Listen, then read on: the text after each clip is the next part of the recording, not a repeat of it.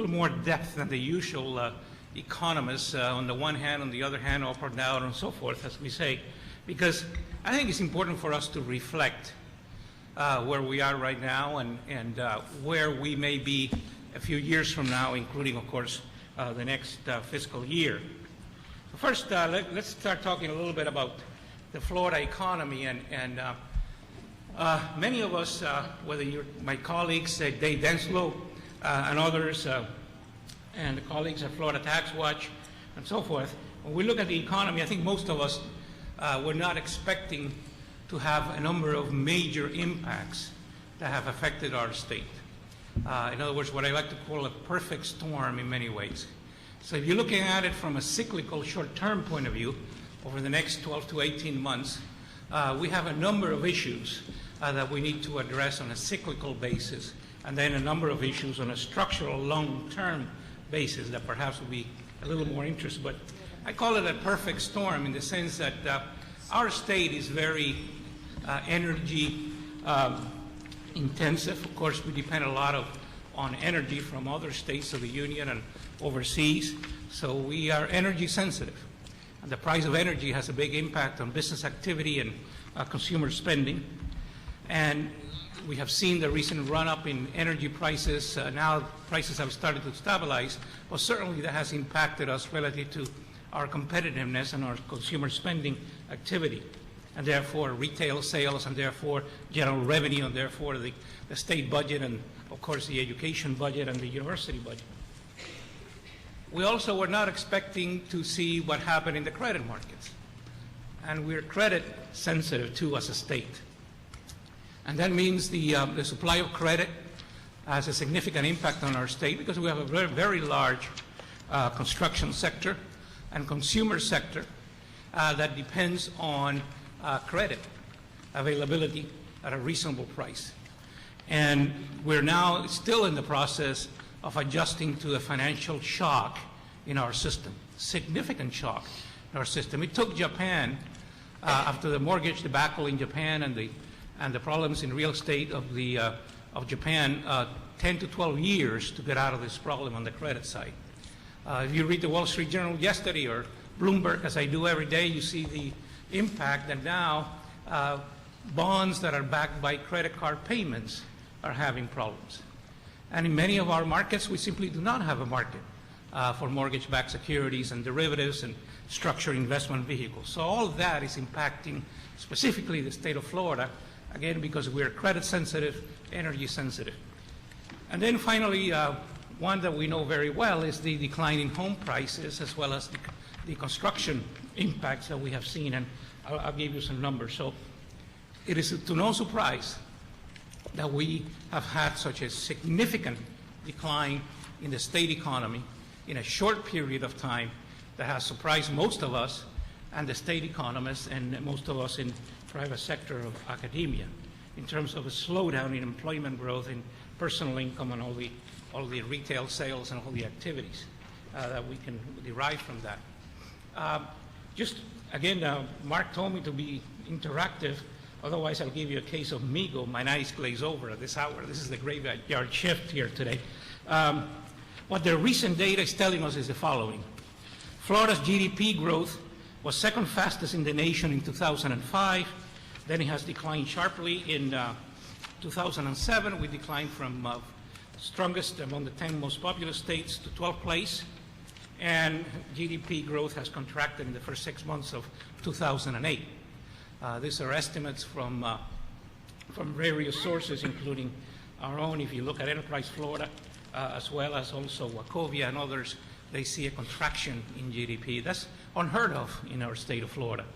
And I've been tracking state of Florida economies way back since the 80s when I was the chief economist of Southeast Bank before going to Washington for a period of time under former President Bush. We call it Bush 41. Anyway, so we have seen a significant decline in personal income growth also. You see the numbers there.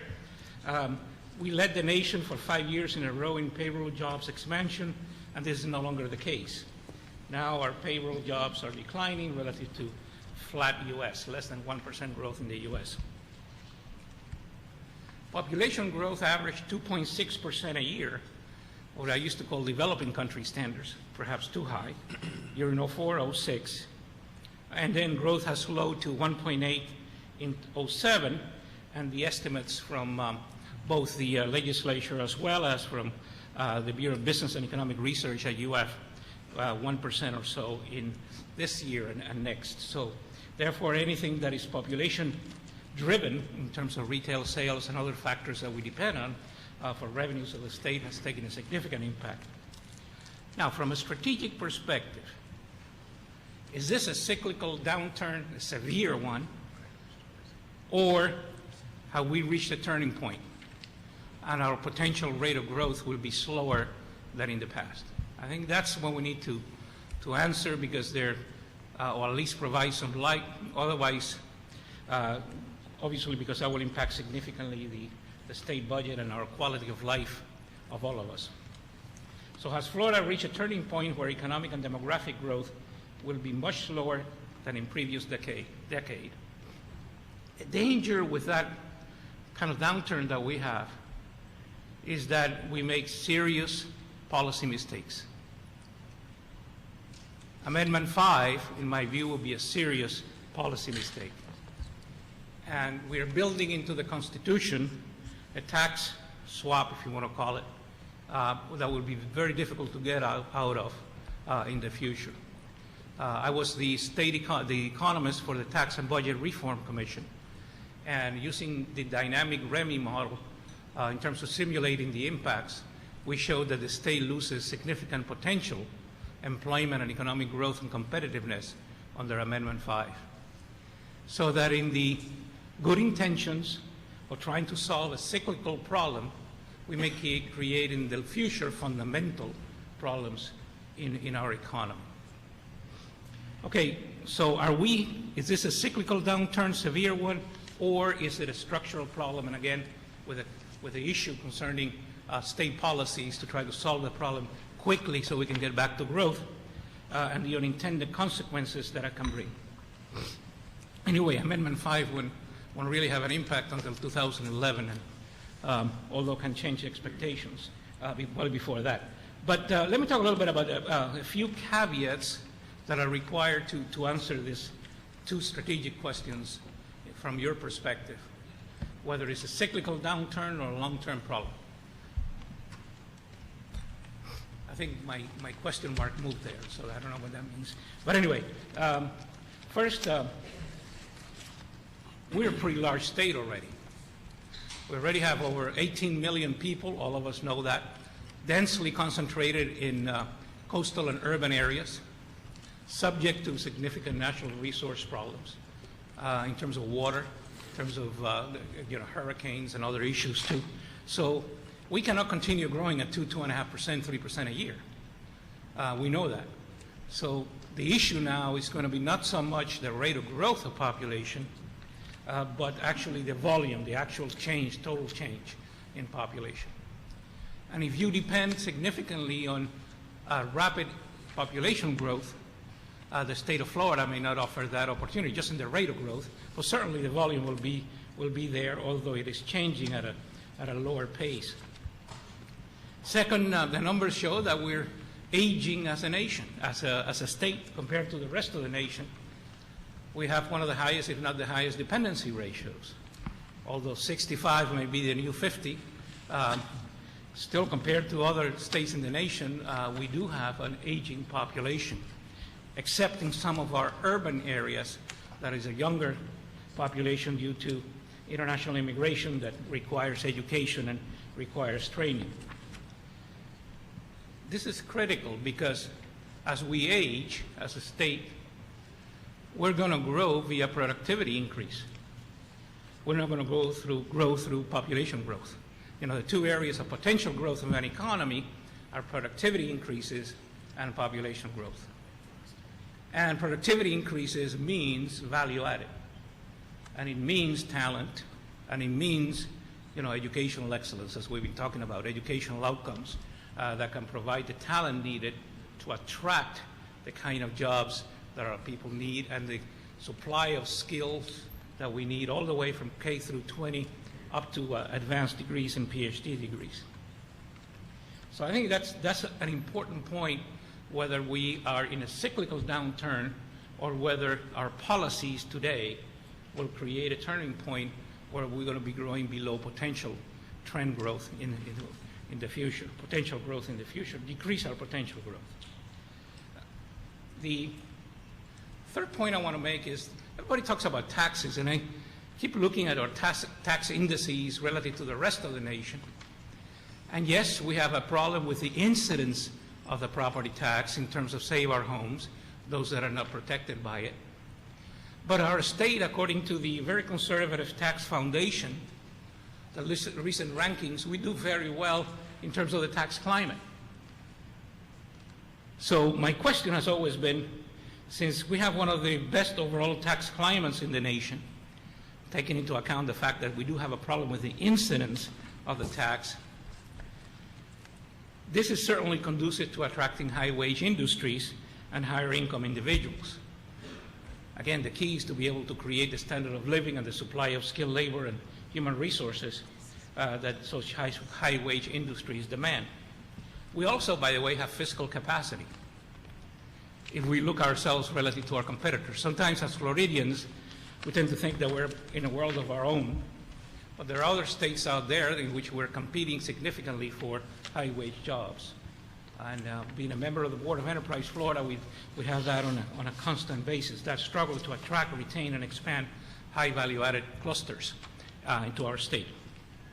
So if you look at the state of Florida, according to the Conservative Tax Foundation, we're 5 in the nation. The lower number, the better. We're 5 in the nation, and among our competitors, what Enterprise Florida considers to be our competitors, we're numero uno. We're top dog in that area. California, 47 out of 50. New York, 48. North Carolina, 40 in tax climate among the 50 states. In other words, the lower number, the worse. Texas, I'm sorry, the higher number, the worse. Texas is 8. Virginia is 14. And then if you go across and you see the different taxes that we have, on our corporate tax index, we're 14 compared to the 50 states. In other words, we're on the lower end of the distribution. Income tax, we don't have any. And again, we put that in the Constitution, so now getting it out of the Constitution, it's almost impossible, and I would tend to agree with that. Sales tax index, we're 19 in the nation. Again, not significantly worse off than the other states, except Virginia, but Virginia has an income tax. Unemployment insurance tax, we're pretty low. And property taxes, we're 18. So again, it's not like we're 50. But you look at California, and you see that the property tax is number 5 because of Prop 13 and other things. But look at the corporate tax rank, and look at the individual income tax rank. So again, you know, the facts are an awful thing to argue against when we talk about taxation. I told you I was going to challenge. However, our cost of living now, because of the energy problems that we have on prices and our concentration in urban areas and the coastal areas, and the fact that we're increasingly more dense relative to population, our cost of living now ranks higher than the 3 of our 5 top state competitors.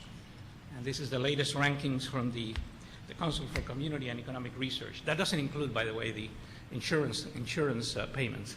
So if we did that, we would be even in a worse position. So we have become a high-cost state.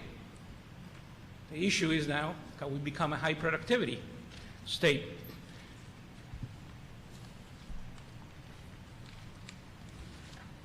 Fourth, and in terms of the caveats, and again, to answer all the strategic questions that I talked about, the 04-06 period was really an expansion period that was very unusual relative to trend growth of the previous 10 years, and even before that.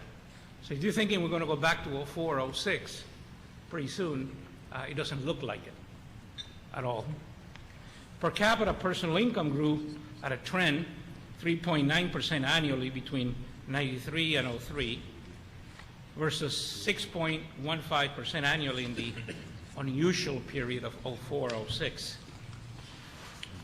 Therefore, the first strategic question is not the return to the unusual period of 04-06, but we will continue to expand below potential or return to trend growth or even achieve a new trend growth that is even higher than today than we have had in the past. And that's the key issue that we need to face. And then I'll get a little more in detail on issues related to your budget, but again, we have to look at all the system issues that we're facing from a budgetary point of view and as a state university system. The second strategic question, whether or not we're going to be able to grow above potential and so forth, from a higher education perspective, it all depends on the structural composition of future economic and demographic growth. We have significant competition, not only from North Carolina that has been mentioned, Virginia and other states, but also from major new sources of growth, China, India, Brazil, and the global economy. First question, the cyclical downturn. Can we move up by 2010 or so and recover economically on a short-term basis? That would depend on what happens to the U.S. economy and financial performance. These are the external factors that impact us on a short-run basis. So if the U.S. is in recession and we continue with problems in the credit markets and energy prices continue to, after a short respite, continue to move up, that certainly would be a major impact on our state. Global economic activity is important. In some regions of Florida, the international sector is doing very well. And international visitors are coming, they're buying real estate with a stronger euro. And they're also, at the same time, providing increasing demand for our goods and services via exports. Recent news today shows that the UK is heading into recession. So we cannot expect in 2009 Europe to help us relative to the export side that we have had in the past. Because like Europe and other parts of European Union, UK and other parts of the European Union, they're now beginning to feeling the slowdown in the US and the problems with the mortgage market and financial markets. And the answer to the first question too depends on whether or not we're able to improve the productivity of the labor force and capital markets. And that would be not only, our human resources and our factor endowments. So the bottom line is we can't escape some of the changes that are taking place just thinking about it on a cyclical basis. We also have to start looking at the second question, the structural composition of growth. And if we're going to look long term, we need to create a high value added economy, a talent economy. Otherwise, on a relative basis, our standard of living will decline compared to other states that are investing in creating that economy. And there are a number of areas here that I think are important for us, in which higher education plays a critical foundational role to play. The development and expansion of current knowledge-based industries, what we call clusters of innovation, and centers of excellence, for example, that the university system has started to develop with the legislature and the governor. Talent creation, one of the key pillars of growth. Policies that foster an innovation-type economy and high-quality communities. Let me show you some of the numbers quickly, and then I'll quiet down so we can talk a little bit. The slowdown that we're talking about. You can see here, and a picture is 1,000 words. You can see how well we did. We're in the blue. We were significantly above the nation. We had a construction boom. The hurricanes, a good side and a bad side, obviously. The good side is a lot of insurance premiums and payments. Now we're paying the price for that. And you can see how we grew significantly faster than the nation. And now we're way below the nation in terms of overall economic activity because those factors that were positive have reversed themselves. Florida and U.S. personal income growth, again, we did much better than the nation, and now we're trending now down together with the nation. Related to your budget, the state university system, we depend on, I believe, a little over 70% of general revenue comes from the sales tax. And if you look at all the research done by the universities and done by the economic and demographic research of the legislature, they show that our tax base is getting narrower and narrower. So we're increasingly more dependent on at least the sales tax from the point of view of overall revenues of the state. 04, 05, and 06, this is May to May. In other words, May 03 and May 04, May 05, May 04. You see how the total taxable sales of the state grew, according to the Department of Revenue. And then the big swing into negative in 07 and 08. Now we may say, well, 08 is looking a little better on the negative side than 07, so at least there's we're decreasing our taxable sales at a decreasing rate. I don't know what that means, but anyway, certainly is something that we need to consider for the future because things may start getting better next year. Florida monthly percentage change in total taxable sales this year. So in other words, this is a trend this year. So it's January 08 versus January 07, February 08 versus February 07. You can see all the negative numbers there so far. And that's what Amy Baker and the state economists are looking at now when they meet, I think August 18th, I believe. And then we have to revise down again the $6 billion cut that we had in the growth of our spending. Finally, if you look at general revenues, you can see the severe impact, especially when you adjust for inflation. With an inflation rate for government services running anywhere like around 4% a year, you can see that it will be 2010-11 when we may reach nominally a little higher level than we did in 05-06. So we have a significant budgetary squeeze in our hands, especially when you look at it from the point of view of the purchasing power of each expenditure. A downturn, this is recent data that just came out from the BLS.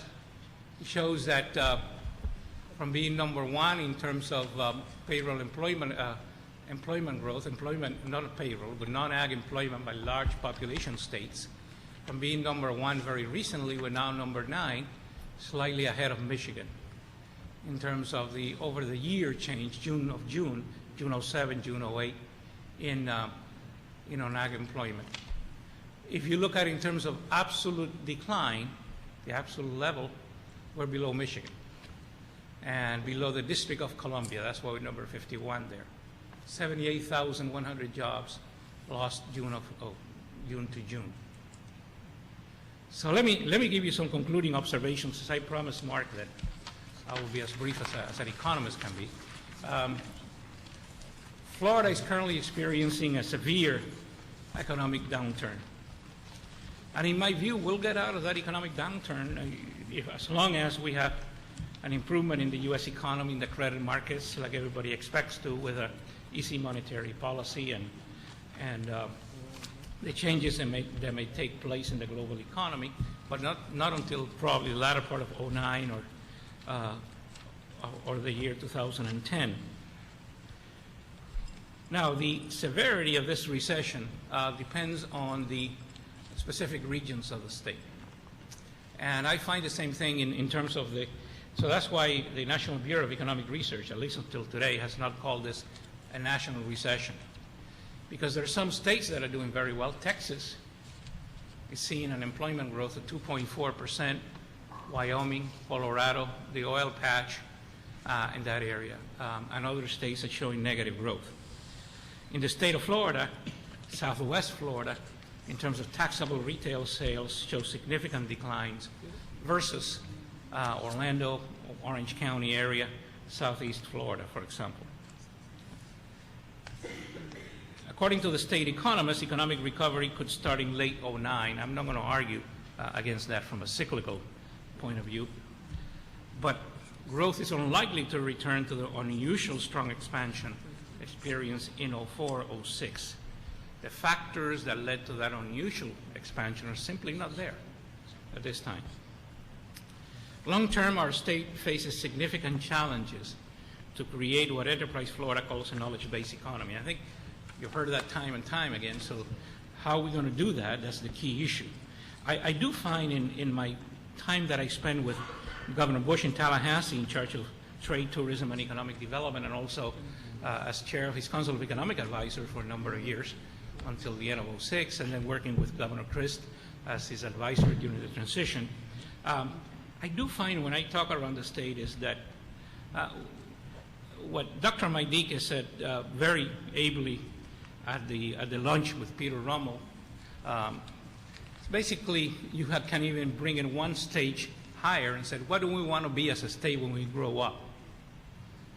Do we want to be a state for high-income retirees only, or do we want to be a mix of a state? Or what are some of the economic development goals and vision that we have for our state?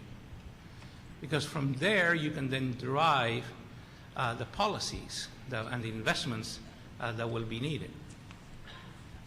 And I don't think we have answered that question. So that it's very difficult then for the state university system to be on itself trying to determine what kind of state we want to be in the future. Because, again, the political issue that Peter Rummel so ably stated at the lunch, I think is very, very important to discuss here. So the state university system can provide significant leadership, understanding, discussion, and trying to move the political side towards some consensus as to where is our vision for the state. Right now, if you talk to Enterprise Florida and a lot of people in economic development, they say, well, we want to create a high-wage, high-value-added economy. And they say, well, how do you want to do that? It's we've got to create talent. Well, how can you create talent if we don't invest in our educational system to the levels that we need in order to be able to compete in the global marketplace, let alone North Carolina and other states here in the U.S. So the issue then, it becomes really the commitment issue. I think the numbers, and I have seen it from the state legislature, from the state economists, and so far, the downturn that we have seen and so forth, from Amy Baker and his group and the Revenue Estimating Conference, we probably will see further down from the $6 billion that we had projected. So my suggestion is this is a very uncertain period relative to revenue. So if you're going to do a budget, I don't know if it is possible to do a number of A, B, C type scenarios based on the outlook for the economy, because we may be trending up by the end of '09, but we may be flat also at this level for a little longer, depending on U.S. economic and financial markets and so forth. And then long term, the state university system needs to lead the way in trying to improve our educational system and trying to at least create some political consensus where our state is headed relative to both global and national competition. So I'll quiet there, Mark, and hopefully we can have a discussion now. Thank you very much. Anybody have any questions for Tony? Governor Perez, please. Tony, thank you for that presentation. I just want to get to, you mentioned Amendment 5, and obviously it's key on everyone's mind. If it does away with required local effort and charges the legislature with finding additional revenue sources through other taxing, either through additional sales tax, the reimposition of the services tax. I saw where we were with regard to sales tax on your chart. I think we're about 18th. How much room is there to move? What is your interpretation of what will happen if we reinstitute a services tax or take sales tax up 2 pennies? When do we get to a point of diminishing returns? Well, I think that's a very good question, and there are a number of things. One is, when you do this, you're structurally changing the way we tax in the state. And we're putting it in the Constitution of Florida. So reversing that, like the state economists are saying, and the outcomes may be uncertain, they're saying at this time, that's being very polite. I mean, you have a lot of unintended consequences that you're putting in the Constitution. 2,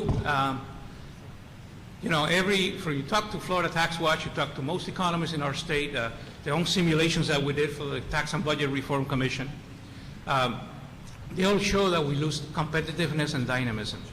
Now remember, when we do this from a macro level point of view, we lose not only a federal tax deductibility too. So in other words, we're actually not exporting the tax, part of the tax, but also a significant portion of our property taxes are paid by out-of-state residents, whether they're foreign residents or whether they're in other parts of the union. So that tax windfall is going to go to them, and therefore there is a spending leakage out of the state, which will be then turned around, and then we have to find a way to finance our schools, since we want to hold them harmless. I think that's the wrong policy, and I've said it repeatedly and again, and I got beat up on that one, but that's okay. I don't think that's the way to conduct policy. So the bottom line is Amendment 5 would create one of these unintended consequences. Everybody says, well, we want to have a boom in high net worth retirees coming to Florida by 2011, 2012, when this happens. Most economists will tell you, I don't think it's going to happen. I mean, we need quality communities. We need to be able to move around. We need social services, all the things that go with it. And it would be a very uncertain period where you're going to have all of our counties going to Tallahassee and fight for a piece of the budget. So I don't think this is the time to do this. I mean, quite frankly, I don't think this is the time ever to do this. But anyway, that's my own view. Chancellor. Tony, if I understand what you're saying, you're basically saying that we could be in a paradigm shift as an economy, and that if it's not a cyclical downturn, if it's a turning point indeed, Yeah. that will make it even more important that factor productivity be enhanced. Right. And we're, as a university system, and higher education is critical to factor productivity. So my question to you is, tell us a little bit more about factor productivity, please. Right. And number two, please tell us how we're going to get that factor productivity if we're caught in this, what I would call low-level equilibrium trap. Because what I hear you saying is, we're not going to be able to import the talent. We're going to have to build our own, grow our own. But I hear you saying that you're not sure about how we do that, given that we don't have the necessary investment capital to do that. Well, factor productivity starts with talent and starts with innovation in the economy, doing new things and doing it better in terms of the way we invest in land, the way we invest in our labor productivity, all the factors of production. But that starts with education and talent. So you're right, it's a low-level equilibrium trap that we're in that sense, from a long-term perspective. So that how we get out of the trap, we have to be innovative and begin to develop the political consensus that will be needed. Otherwise, I think Peter Rommel put it right out in a lunch. I mean, if we don't have the political consensus as to the kind of state we want to be and the kind of educational system we want to have, we're going to continue with this, depending on upturns and downturns, a yo-yo approach to educational investment that, as you know, you lose significant competitiveness over time and muscle relative to your university system. So it is really a matter of communication, it's a matter of leadership, and it is a matter of being able to begin to talk about some of these issues in terms of what do we want to be as a state in town hall meetings, whatever it may be. If not, I just don't see us. I mean, we're going to be a very nice state for high net worth, high income retirees, and that's fine. I mean, if that's what we want to be, but certainly not for the kind of state that most of us envision. So factor productivity means that all the factors of production and using innovation and talent to make it grow so that you get more output per unit of input. More questions? Anybody have any more questions? Well, thank you very much.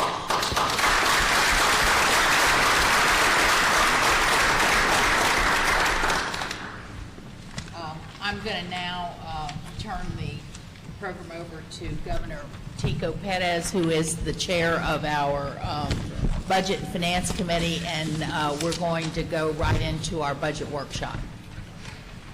Thank you, Madam Chair. Thank you, Tony Villamil. Interesting presentation. You are, I wouldn't say a ray of sunshine, but certainly informative with regard to what we've got to face.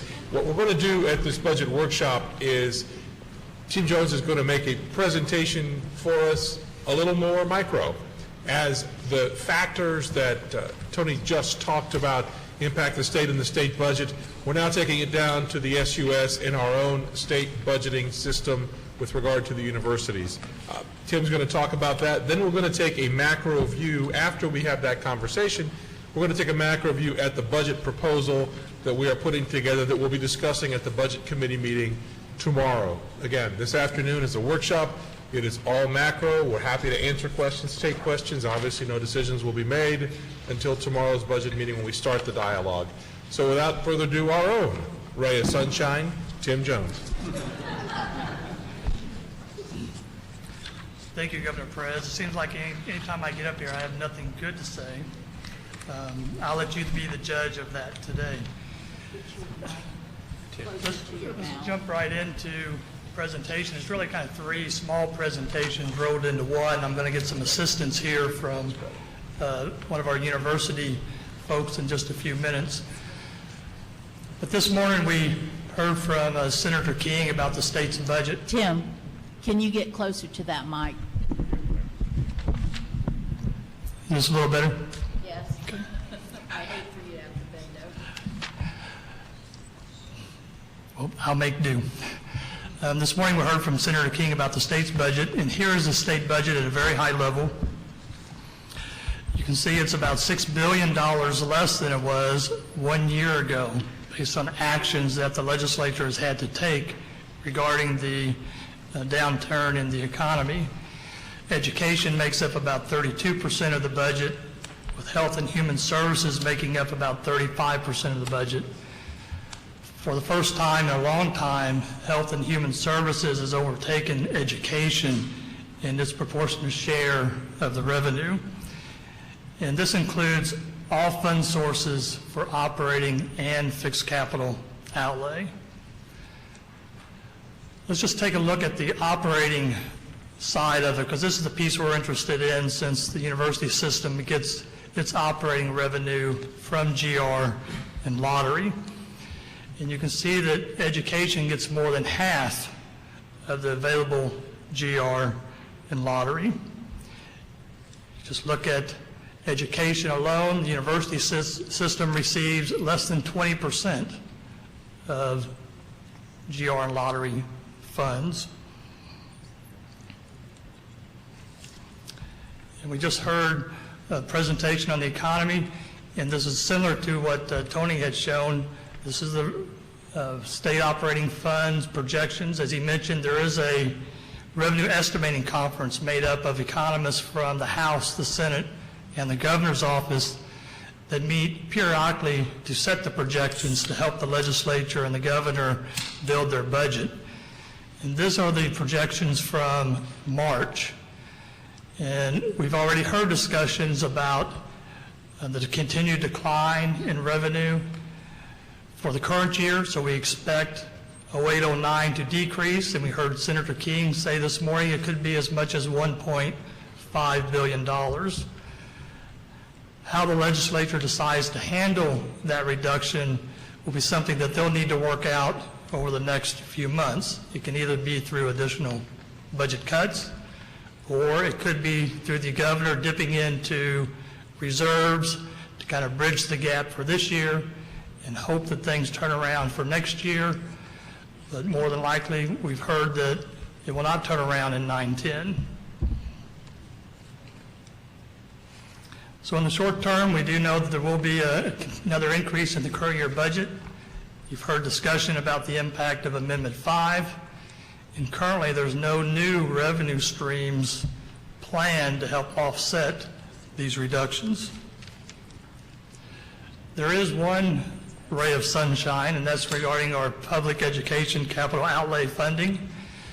As you can see, over the last 3 years, we had tremendous growth in this area, and we was able to start many new university fixed capital outlay projects. Their level of funding will return to what it was prior to 2006-07.